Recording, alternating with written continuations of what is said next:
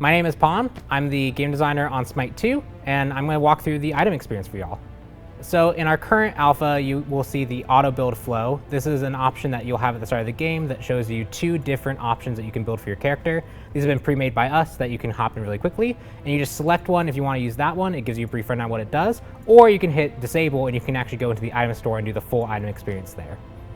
When you go to the item store, you're actually going to see that most of the items are based off components. So rather than having the mace tree that builds into 4 mace items, you now have an axe. And this axe is the core component for all strength items that exist in the game. And so when you hit that button, you'll see a whole bunch of builds into, and that's how you determine what stats you want to go. So if you aren't sure exactly what you want in SMITE 2, you can build an axe knowing that you want strength, and then maybe you want to get some attack speed. So you build a bow to give you some attack speed.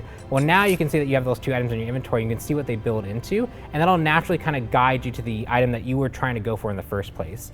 So the main item stat changes are going to be strength and intelligence. You are familiar with this as physical power and magical power, but the main difference is all your characters can build both. There's no item restriction, so there's no, you're only building physical power items or only magic power items. You can build all strength and intelligence items. There's a few other minor changes, like lifesteal is now a global stat that affects everything, as well as CDR is now CDR again, but it's not a percentage, it actually modifies your cooldown exponentially as it gets higher and higher.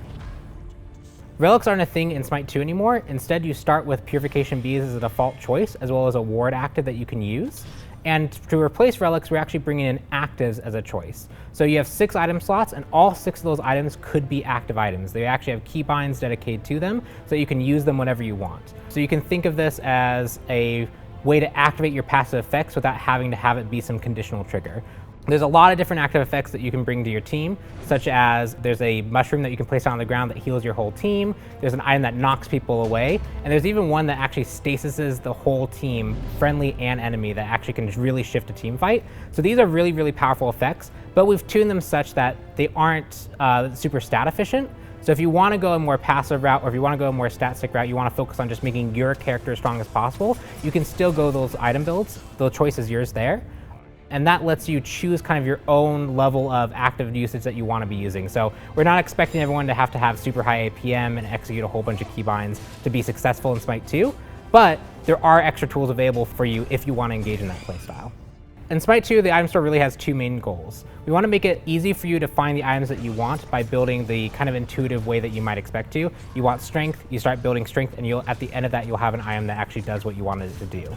Outside of that, we also want to make sure that characters have the way of showing their depth of different play styles and giving a lot of control to the player about how they want to build that character through both whether they choose strength, whether they choose int, whether they choose hybrid, whether they get supporting stats versus defensive stats, or if they want to go a whole active play style that has a whole bunch of active effects that can really round out weaknesses in their team. We want to make sure that that's something that players can easily grab onto and utilize and not be a huge burden to go into that playstyle. But also, if that's not what you want to go for, we want to give that customization so you can choose that own level of kind of active choice. Items have also that strength and intelligence, so they're not split anymore between physical power and magical power, and a lot of our characters leverage that. So Chalk is a great example of a character who, if you want to get in there, swing your axe and do a whole bunch of damage, largely strength is going to play to your playstyle, and you could probably build a strength build that's very similar to SMITE 1. But we've also given him intelligence scaling, so things like the protections he gains on this 2 and the rain cloud healing of his 3. Those are actually now augmented by intelligence. So if you want to play this more frontliner, tanky, really hard to kill Chalk, you can go more intelligence focused, and there's hybrid items there to support that playstyle that specifically give both strength and intelligence that are really good on him.